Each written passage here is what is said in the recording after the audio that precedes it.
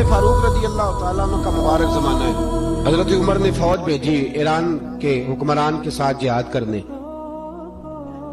ایران کے بادشاہ نے 2 عیسائی جاسوس بھیجے. کہنے لگا ذرا پتہ تو کرو مسلمانوں کا رات کا طریقہ کیا ہے, میں صف بندی کراتا ہوں. وہ ساری رات صف بندی کراتا رہا. 2 جاسوس آئے مسلمانوں کی معلومات کرنے. معلومات کر کے جب واپس گئے تو حضرت عمر فاروق رضی اللہ تعالیٰ عنہ کے سپاہیوں کو دیکھا, غور سے پلٹے. تو بادشاہ کہنے لگا کیا حال دیکھ کے آئے ہو؟ کہنے لگا سارے مسلح پہ بیٹھے ہوئے ہیں. جتنے گھنٹے ہم وہاں رہے ہیں مجاہدین مسلح پہ رہے ہیں, یوں لگتا ہے جیسے ان کا دنیا داری سے کوئی تعلق. اور کہنے لگے بادشاہ کوئی ایسی طاقت ہے جس کو وہ بلا رہے تھے, کوئی ایسی قوت ہے جس کو وہ پکار رہے تھے. ہمیں بھی وہاں کھڑے ہو کے محسوس ہوتا تھا کہ ہاں کوئی ہے جو آ جائے گا ان کی مدد کے لیے, کوئی ہے جو پہنچے گا ان کی مدد کرے گا. ایران کا بادشاہ کہنے لگا مجھے سمجھ آ گئی ہے, وہ جسم کی طاقت سے ہی نہیں لڑتے, وہ کوئی غیبی طاقت ہے جس سے وہ لڑتے. بھائی وہ غیبی طاقت بھی تو ہمارے پاس ہم نے ناراض کر لیا نا, وہ بھی تو نہیں نا, مسجد کا رخ بھی تو کوئی نہیں. اور میں نے پچھلے جمعے بھی کہا تھا, پھر کہتا ہوں, وہن ہو گیا امت کو. نبی پاک نے فرمایا امت کو وہ کیا ہے, دنیا سے محبت ہو گئی ہے, موت سے کراہت ہو گئی, وہن ہے. صحابہ کرام کو موت سے بڑا پیار تھا, موت سے بڑی محبت کر. ہماری طرح نہیں, وہ کہتے تھے مریں گے تو منو مٹی, تو وہاں ٹھیک ہے عذاب قبر حق ہے, لیکن میں کہا کرتا ہوں سالوں کے بعد جو پردیس سے ماں کے پاس آئے, ماں اسے عذاب نہیں دیتی, اس کا ماتھا چوما کرتی ہے. اور بھائی جو رب کریم کی بارگاہ میں جائے گا تیرا کیا خیال ہے, گل سڑ جائے گا؟ مدینے والے حبیب نے فرمایا قبر المومن روضۃ من ریاض الجنہ. فرمایا میرا مومن جب قبر میں جاتا ہے تو اللہ جنت کے سارے دروازے کھول لیتا ہے, وہ تو اللہ کی رحمت میں پہنچتا ہے. کون کہتا ہے مومن مر گئے, وہ تو قید سے چھوٹے اپنے گھر گئے. کون کہتا ہے قبر میں عذاب ہے تو صرف عذاب ہی ہے, ہاں مجرم کو سزا ملے گی, لیکن مومن ہمیشہ جہنم میں, وہ بالآخر جنت میں جائے گا, بالآخر جنت میں جائے گا. اور کسی درویش نے بات کی, وہ کر کے چلے گئے, پر کمال ہی کر گئے. کہنے لگے دوزخ میں میں تو کیا, میرا سایہ نہ جائے گا, کیونکہ رسول پاک سے دیکھا نہ جائے گا. نبی پاک سید عالم علیہ السلام کے غلام تو دیکھو نا, ساری زندگی عمر فاروق بخاری پڑھو تو صحیح, ساری زندگی عمر ہر نماز کے بعد کہتے تھے اللہم ارزقنا شہادت فی سبیلک, اللہ بسترے پہ موت نہ دینا, موت مجھے شہادت کی دینا.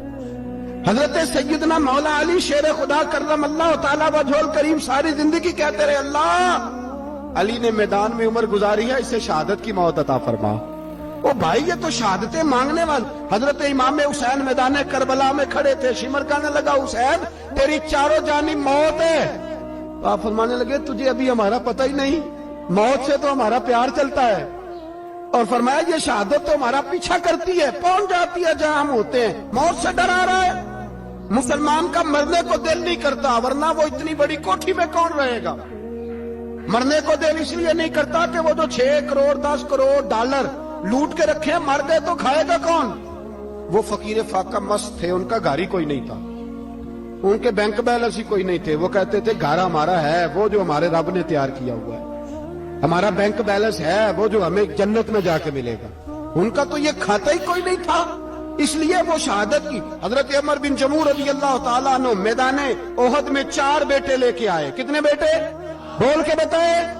4 بیٹے لے کے عمر بن جموع آئے, اور خود ایک ٹانگ سے لنگڑے سے آپی ہے, ٹانگ چھوٹی ہے.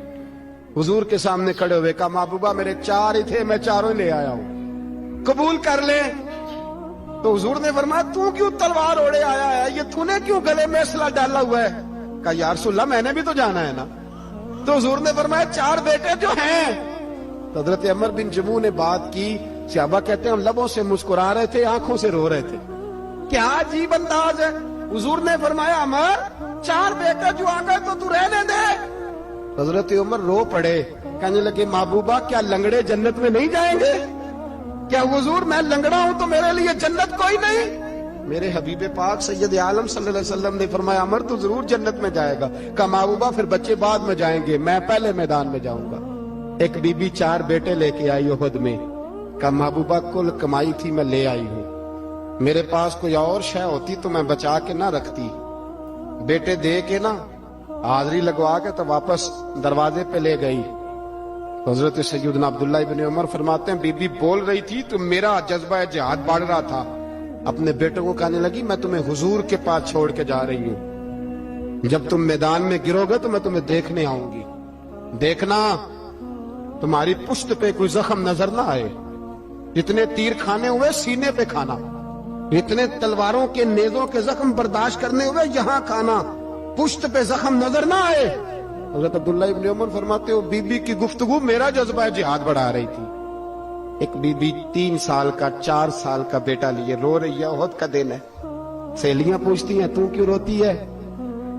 وہ کہتی ہے دیکھو میرا خاوند بھی بدر میں شہید ہو گیا, بھائی اور باپ بھی. دل کرتا ہے کوئی جوان بیٹا ہوتا تو آج مصطفیٰ کے ساتھ اسے ہی بھیج دیتی. کوئی جوان میرے پاس ہے ہی 3 سال کا تو کیا کروں, 3-4 سال کا بچہ کیا کرے گا؟ پتہ نہیں کیا دلیل آئی. اچانک اٹھی, بیٹے کو سینے سے لگایا, کپڑا ڈالا, مسجد نبوی پہنچ گئی. حضرت بلال کہتے ہیں مجھے ملی. کہنے لگی بلال مجھے پتہ ہے حضور تیاری کرا رہے ہیں جنگ کی, پر 2 منٹ اگر میری ملاقات ہو جائے. بلال حبشی کہنے لگے حضور ہم ایک بی بی ضد کر رہی ہے.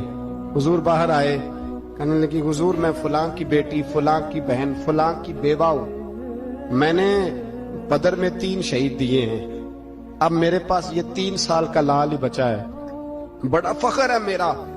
لوگ مجھے شہید کی بیوہ, شہید کی بیٹی, شہید کی بہن کرتے.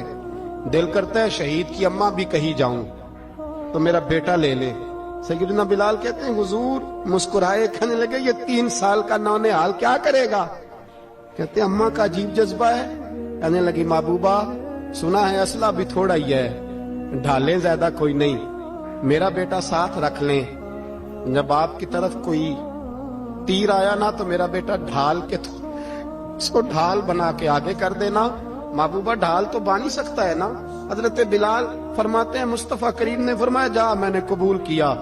قیامت کے دن بیٹا گھر لے جا, جب تیرا نام پکارا جائے گا تو شہید کی اماں کہہ کے پکارا جائے گا. جا تو گھر لے جا. کہتے ہیں چلتے چلتے ایک غریبنی اور آ گئی. اتنی سی اٹی بان کی, اتنی سی. بلال حضور سے ملاقات ہو جائے گی. نبی پاک آ گئے, کہا محبوبہ یہ غلبہ اسلام میں میرا بھی حصہ ڈال لیں. حضور نے فرمایا یہ کیا ہے؟ کہنے لگے حضور خاوند فوت ہو گیا, اولاد اللہ نے بے نیازی سے دی نہیں, سویرے چرخہ کاٹ کے رزق حلال کھاتی ہوں. میرے پاس نا یہ اتنا سا بان ہے, ایک گھوڑے کی لگام بن جائے گی. محبوبہ حصہ تو ڈال جائے گا نا دین کے لیے, میری قبولیت ہو جائے گی. میرے حبیب نے ہاتھ اٹھائے اور دعا مانگی, کہے اللہ جتنا تو میدان کے مجاہدوں کو اجر عطا فرمائے اتنا اس غریبنی کو بھی عطا فرما. حضرت عمر فاروق رضی اللہ تعالیٰ عنہ رات کا وقت چہرے پہ نقاب ڈال کے گلی میں گھوم رہے. میں بھی گلی میں نکلتا ہوں, آپ بھی نکلتے ہیں, لیکن مقصود یہ ہے کہ ذرا پتہ کریں باہر کی ہوا کیسی ہے. مقصود یہ ہے کہ پتہ کریں کہ آج برگر کس دکان کا اچھا ہے, معلومات کریں کہ محلے کی سیاست کس رخ جا رہی ہے. وہ بھی نکلتے تھے, لیکن مقصود یہ نہیں تھا. مقصد سمجھ گئے تھے نا, وہ اس لیے نکلتے تھے کہ پتہ کروں کوئی دکھی تو نہیں, کوئی تکلیف میں تو نہیں, کوئی آزمائش میں تو نہیں. دیکھیں نا کام وہی ہے, میں بھی کرتا ہوں, آپ بھی کرتے ہیں, ساری دنیا کرتی, لیکن وہ ایکم احسن عملا, کردار کس کا ستھرا ہے, ذہن کس کا اونچا ہے, ذوق کس کا بڑا ہے. زندگی وہ بھی بتا گئے, ہم بھی گزار رہے ہیں, لیکن وہی کمزور باتیں اور وہی روایتی گفتگو اور وہی لب و لہجہ اور وہی دنیا داری کے مخصوص سی ہماری گفتگو, فلاں کیا کر رہا ہے, کہاں پہنچ گیا. اگر پیسے کسی نے نہیں کمائے تو کہاں نکھٹو ہے تب نہیں کمائے, اور اگر زیادہ کما لیا تو کہنے لگے 1 نمبر طریقے سے تو نہیں کمائے جا سکتے, یہ کوئی غلط رستہ بڑی گفتگو ہے بس, نشستن گفتن برخاستن. تو اعلیٰ کام اعلیٰ کردار ان لوگوں, حضرت عمر گزر رہے تھے تو غلام ساتھ تھا. ایک شخص کو دیکھا کہ مدینے کے باہر خیمہ لگایا ہوا ہے. بھئی خیریت ہے, یہاں خیمہ کو لگایا؟ کہنے لگا امیر المومنین سے ملنے آیا. رات ہو گئی تھی تو سوچا یہیں قیام کر لیتا ہوں, صبح ان سے ملوں گا. تو فرمایا اندر کسی کے درد سے کراہنے کی آواز آتی ہے. کہنے لگا میری بیوی ہے. اور بچے کی ولادت کا وقت آ گیا، تکلیف میں حضرت عمر دوڑے گھر گئے، اپنی اہلیہ سے کہنے لگے نیکی کمانے کا ارادہ ہے؟ اس نے کہا ہے۔ مقصد سمجھ گئے تھے نا وہ لوگ، بالکل ہے۔ فرمایا جو ضرورت کی چیزیں ولادت کے وقت ہوتی ہیں لے لے، کچھ گھی لے لیا، کچھ چنے لے لیے، کچھ ضرورت کی چیزیں لے لی، خاتون کو ساتھ لیا۔ یہ خاتون اول کی بات کر رہا ہوں میں خاتون اول کی بات کر رہا ہوں۔ حضرت فاروق اعظم رضی اللہ تعالیٰ عنہ امیر المومنین ہے۔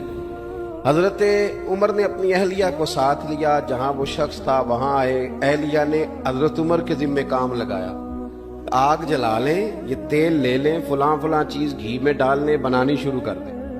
فاروق اعظم نے ہاتھ کے اندر پکڑا ہوا برتن، چمچہ، ڈوئی بھی آخ لی دے، پنجابی ہے نا، تو وہ کام کر رہے ہیں، چلا رہے ہیں، آگ جلا رہے ہیں، خاتون اندر ڈیوٹی کر رہی۔ تو وہ شخص جو تھا نا جس کی بیوی تھی، وہ کہتا ہے میں 2-3 دفعہ کا غلام ادھر آ، فلانی چیز بتا۔ میرے ذہن میں یہ تھا کہ امیر المومنین نے کو بندہ کھڑا کیا آنے جانے والے مسافروں کا خیال کرے۔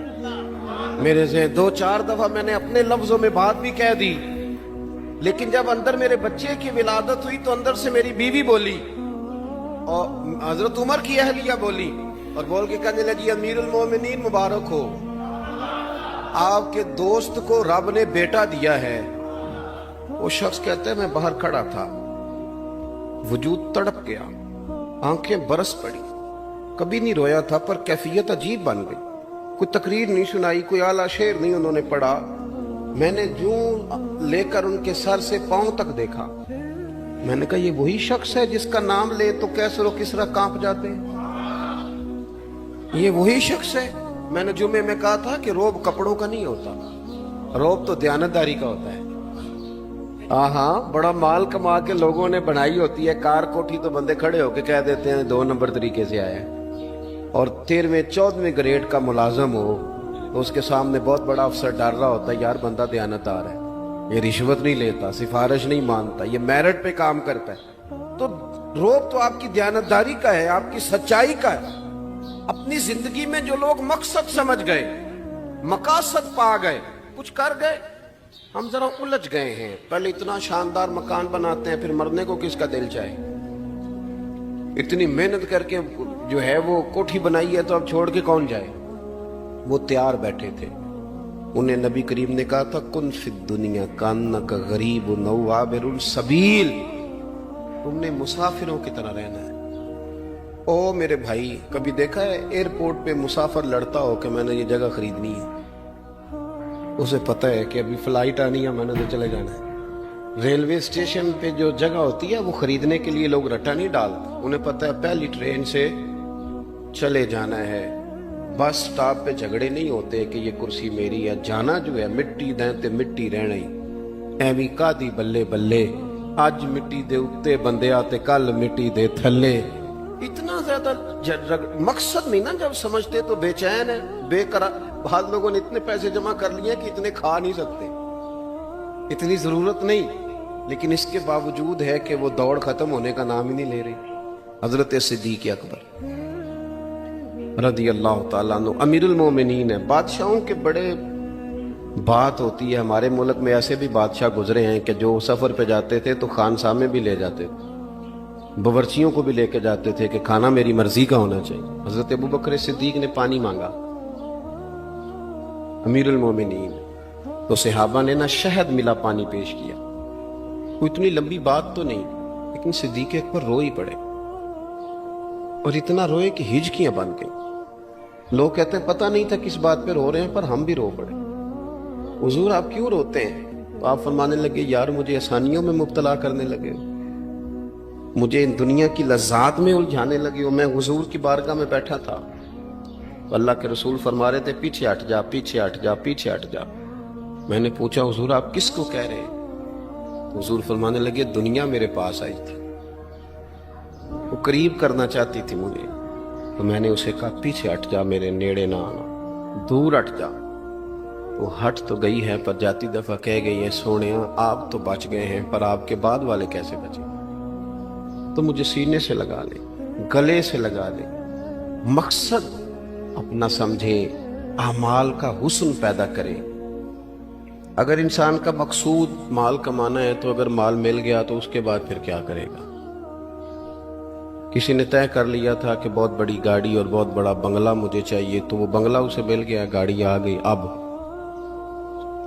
تو مقاصد کیونکہ طے نہیں ہوتے، تو جو چیز انسان چھوٹا سا مقصد طے کرتا ہے وہ اسے حاصل ہو جاتا ہے۔ میں نے ملک سے باہر جانا ہے، گھر سیٹ کرنا ہے، ساتھ والا پلاٹ لینا ہے، ہو گیا سارا کچھ، تو اب وہ پھر انسان بے چین ہو جاتا ہے، پریشان رہتا ہے، کہتا ہے سمجھ نہیں آتی مطلب مقصود کیا ہے۔ اللہ تبارک و تعالیٰ نے تو ایک تنکا بے مقصد پیدا نہیں کیا، اتنا سونا انسان کیسے بے مقصد پیدا کرے؟ تو رب کریم نے ہمیں بتایا کہ مقصد تو تمہارا ہے، مقصد ہے الذی خلق الموت والحیات لیبلوکم ایکم احسن عملا۔ اس نے موت اور حیات اس لیے پیدا کی ہے تاکہ پتہ چلے تم میں اچھے عمل کون کرتا ہے، تم کس قدر زیادہ اپنے رب کی عبادت کرتے ہو، کس قدر زیادہ حسن اخلاق کا مظاہرہ کرتے ہو، کس قدر زیادہ لوگوں کی خدمت کرتے ہو، کس قدر زیادہ تم دین کی تبلیغ میں، اشاعت میں، ابلاغ میں، ترویج میں کردار ادا کرتے ہو۔ با مقصد تمہیں بنایا، با مقصد اچھا ترین عمل تم میں سے کون کرتا ہے؟ اس لیے موت اور حیات پیدا کی تھی کہ تم نے ستھرے سے ستھرے اعمال، بہتر سے بہتر کردار، اعلیٰ سے اعلیٰ تمہارا انداز زندگی۔ دیکھیں ہم نے لوگوں کے ساتھ مل کے رہنا ہوتا ہے، بہت ساری چیزیں ایسی ہوتی ہیں کہ جو تکلیف کا سامان بنتی ہیں۔ اب انہی لوگوں کے ساتھ اللہ نے ہمیں مل کے رہنے کا حکم دیا، ان کے حقوق ادا کرنے کا حکم دیا، تو ساتھ ساتھ نہ درگزر کا بھی کہا، معافی کا بھی کہا۔ جب انسان معافی کر دینے والا ہو جاتا ہے، درگزر والا ہو جاتا ہے، تو پھر وہ بڑا ہو جاتا ہے، بڑے دل والا ہو جاتا ہے، بڑے حوصلے والا ہو جاتا ہے، بڑے ضرب والا ہو جاتا ہے، اس کی زندگی حسین ہوتی۔ تو یہاں آئے تھے کچھ کام کرنے، وہ جو ہم نے مقصود بنائے تھے نا، مطلب اچھے کپڑے، اچھی دنیا داری، اچھی گاڑی، اچھا موبائل سیٹ، وہ چونکہ مقصود نہیں تھا تو ان چیزوں کے حصول کے باوجود بھی لوگ پریشان ہیں۔ مقصود یہ تھا کہ بہترین عمل، سونا عمل، اعلیٰ ترین عمل میرے رسول پاک صلی اللہ علیہ وسلم کے غلاموں نے نا وہ عمل کر کے دکھایا۔ اعلیٰ ترین مزاج رکھتے تھے اور اعلیٰ ترین خدمت، یعنی لوگ ان کا کردار دیکھ کے نا، کردار اور عمل دیکھ کے تو لمبی تقریریں کرتے ہیں، باتیں کرتے ہیں، بڑا کچھ بتانا پڑتا ہے، لیکن وہ بس تھوڑا سا نا لوگ ان کے پاس اٹھتے بیٹھتے تھے، آتے جاتے تھے۔ اتنی دوڑ ہے کہ آگے بڑھ کے اور لینا ہے، اور لینا ہے، حال میں مزید کا رٹا، وہ سمجھ گئے ہم نہ اڑے ہوئے۔ بہت سارے لوگ ایسے ہیں جنہیں صحیح بات کا پتہ چل گیا ہے، وہ فیصلہ کرنے میں دیر کر رہے ہیں، انہیں سمجھ آ گئی ہے کہ بہتر یہی ہے کہ میں وقت پہ مسجد آیا کروں، انہیں سمجھ آ گئی ہے بہتر یہ ہے کہ سویرے اٹھ کے نا واٹس ایپ بعد میں دیکھوں، پہلے قرآن پاک کی زیارت کر لیا کروں۔ سمجھ انہیں ہے، سمجھ ہے کہ باتیں زیادہ کرنے سے بہتر ہے درود و سلام زیادہ پڑھا جائے، پتہ انہیں ہے، وہ فیصلہ ہی نہیں کر رہے، ارادہ نہیں بنا رہے، توجہ نہیں کر رہے۔ جب بہت زیادہ بندہ دنیا داری میں الجھ جاتا ہے نا، بہت زیادہ، آسانیاں تو بندے کو جینے نہیں دیتی۔ پہلے انسان کہتا ہے کہ موٹر سائیکل ہو جائے نا تو چلو سفر آسان ہوگا، پھر موٹر سائیکل کہتا ہے ٹائر 2 ہیں، 4 ٹائروں والی ہونا، چلو مہران ہی ہو جائے خیر ہے، لیکن مہران میں بیٹھتے ہی اسے خیال آتا ہے کہ اس کی تو سیٹیں تنگ ہیں، پھر اس سے بڑی گاڑی چاہیے۔ یہ روز دوڑ ہے، 5 فقیروں کسے نہیں ماریا، اے ہوئی چور اندر دا، یہ دوڑ ہے، یہ ختم۔ حضرت ابوبکر صدیق رضی اللہ تعالیٰ عنہ امیر تھے، ہمیں تو نا جی ایک سے ایک کھانا، اور آج یہ نہیں کھانا، آج میری مرضی کا کھانا، یہ میری مرضی کا، یہ میرے بچے کی مرضی کا، یہ فلانے کی مرضی کا، وہ خواہشات کا انبار۔ اور نفس بچے کی طرح ہوتا ہے، خواہش پوری کرو تو فوراً ہی دوسری بھی بتا دیتا ہے، دوسری پوری کرو تو تیسری کی بھی خبر دے دیتا ہے۔ ہم نہ کیونکہ الجھ جاتے ہیں، پھر وہ الجھاؤ ہمیں باہر نہیں نکلنے دیتا۔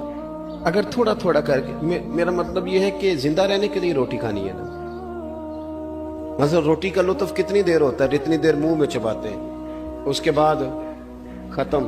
تو کپڑا تو پہننا تھا بدن چھپانے کے لیے، इसमें वो किधर से आ गई सारी कहानियां जो आज बन गई हैं, बन गई। और इतने मैंने अजीबो गरीब निज़ाम देखा है कि नौजवान है, अच्छा भला सियाना आदमी है, कपड़े उसने ताज़े सिलवाए हैं और 99 लोगों ने कहा सही लग रहा है, तो सिर्फ एक ने कहा नहीं ठीक लग रहा।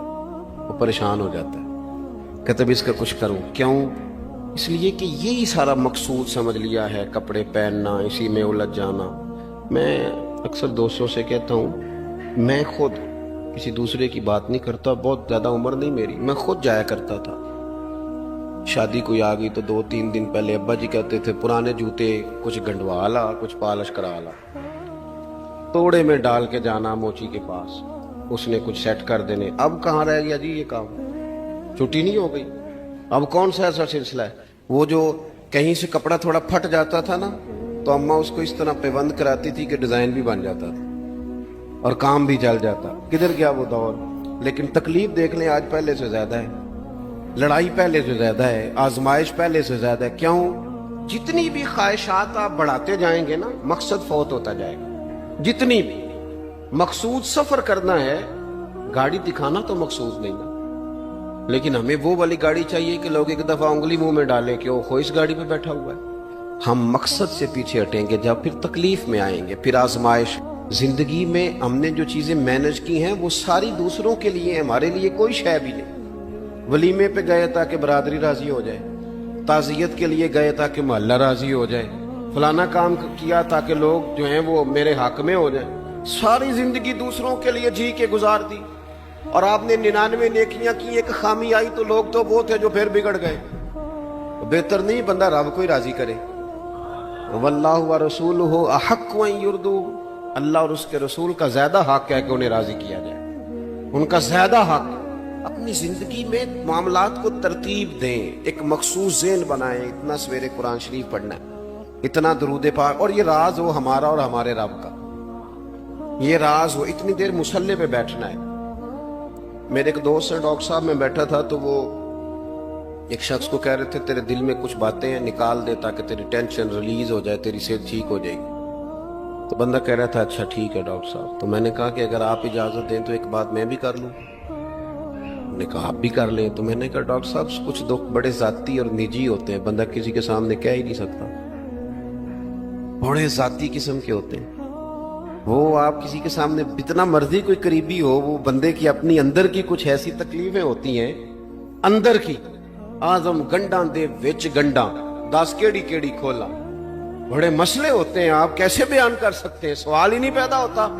तो कहने लगा पीर साहब हाल तो होगा ना। मैंने कहा बिल्कुल है, हमें हमारे दीन ने दुआ सिखाई है, जो किसी से नहीं कह सकते वो अपने रब से कह दो, अल्लाह के हुजूर अर्ज कर दो, कशकोले तलब दराज करके कह दो मालिक यहाँ यहाँ परेशान हूं। वो बड़ा करीम है, अता भी करेगा और पर्दा पोशी भी फरमाएगा। अपने अल्लाह के साथ अपना ताल्लुक मजबूत करें, अपनी जिंदगी में हुस्न आमाल का पैदा करें, आमाल का, कहानियों का नहीं, बातों का नहीं, तस्वीरों का नहीं, नई से नई पिक्चर का नहीं, आमाल का। और खूबसूरत तरीन तरीका हो। देखे ना, मुश्किल से भी तो नमाज पढ़नी है ना। सवेरे अब्बा बड़े गुस्से में थे तो फिर मुझे उठना ही पड़ा, तो इस तरह भी तो पढ़नी है। तो अगर बंदा ज़ौक़ से उठे और जरा सोना करके वुजू करे और जरा सही करके मुसल्ला बिछाए और सजदा करे तो जरा ज़ौक़ से करे, मुझे सोज दे, मुझे साज दे, मुझे नीम शब का नियाज दे, दमे सजदा खुद को मैं तोड़ दूं, मुझे ऐसा ज़ौक़ नमाज दे। इस ज़ौक़ के साथ आगे बढ़े। मकासद जब बंदा समझ जाता है ना, मकासद, फिर उसके लिए आसानी होती है। मैंने अर्ज किया था ज्यादा बातें नहीं करनी, मकसूद तो एक पैगाम देना है। अब हमने जाने वालों के लिए क्या करना है? एक तो ये कि अपना मकसद ठीक करना है कि जो रुखसत हो गए, अपने बुजुर्गों को ना याद रखें। असल काम है उनको खोल के बताइए। साल के बाद खत्म, बड़ी अच्छी बात है, ससमाही शशमाही सहमाही सब ठीक है, उनको याद रखें। हुजूर ना याद रखते थे, अपनी वालदा का जिक्र करते, अपने वालिद की बात करते, अपने दादा का जिक्र करते। अपने जाने सैयदा खतीजतुल कुबरा रदी अल्लाह ताला ना विसाल कर गई तो हजरत आयशा कहती हैं हुजूर अक्सर घर में उनका जिक्र करते। अपने बुजुर्गों को याद रखें, उनका जिक्र करें, उनको ना والد کے لیے نا والد ہونا شرط ہے، پی ایچ ڈی ہونا شرط نہیں.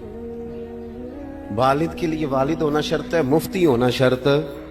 والد ان پڑھ بھی ہو تو بچے کو سمجھانے کا سلیقہ سے اللہ اسے عطا کاری دیتا ہے. ماں بالکل ان پڑھ بھی ہو تو بچوں کو سمجھانے کا طریقہ اللہ اسے ان سے سیکھیں. میرے والدہ اور والدہ دونوں اپنا نام نہیں لکھ سکتے تھے، تو میں اپنے دوستوں سے کہتا ہوں مجھے کبھی موقع ملے تو میں کئی جلدوں میں کتاب لکھ سکتا ہوں اپنے ماں باپ.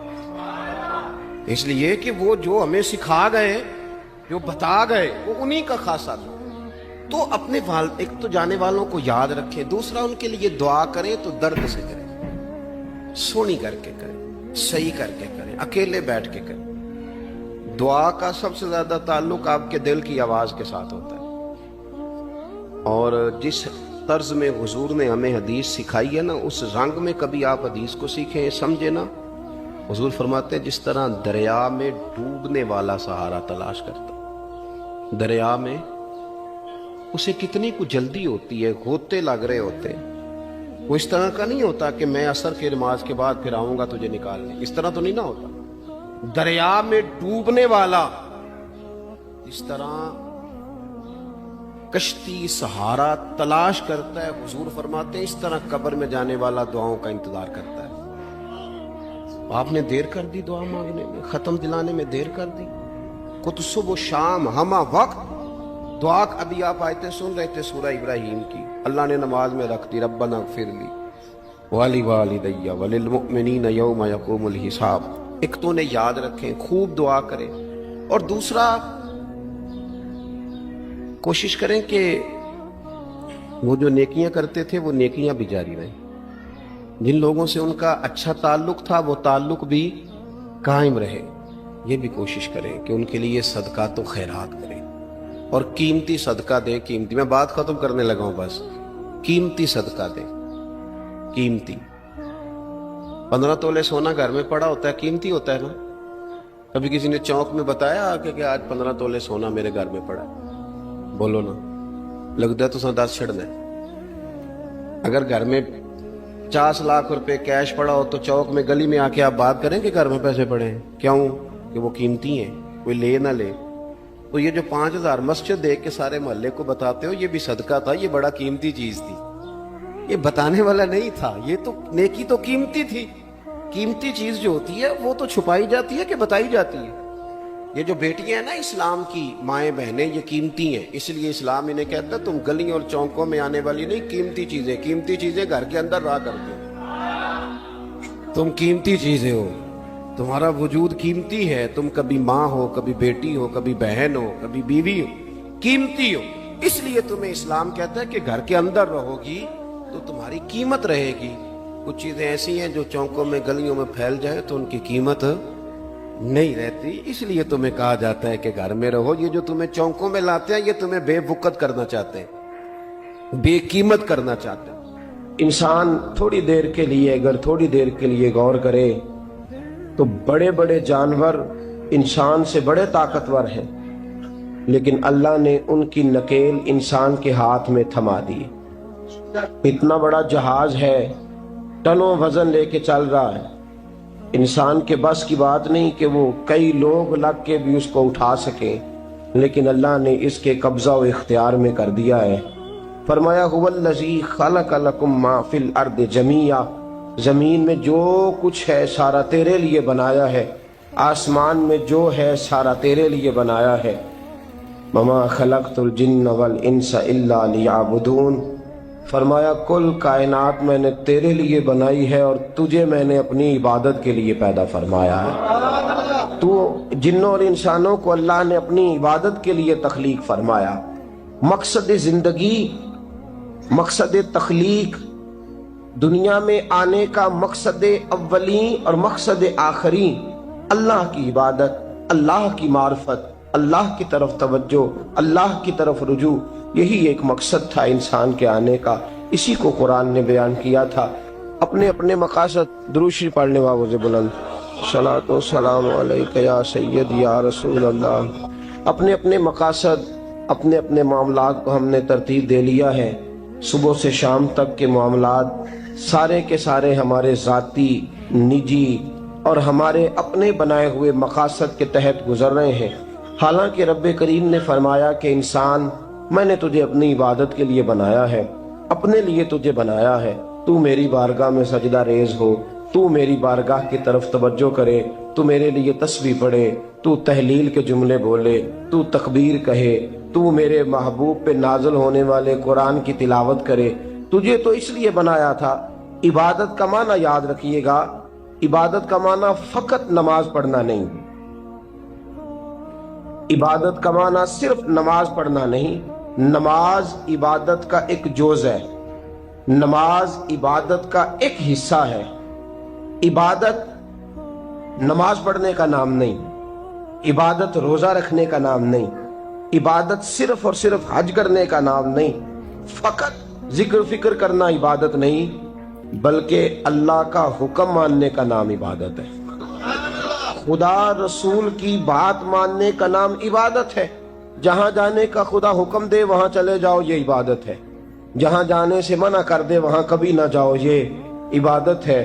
اگر نماز پڑھنے کا نام ہی عبادت ہوتا تو پھر فجر کی فجر کے وقت کیوں پڑھنی پڑتی؟ پھر ظہر میں ہی کیوں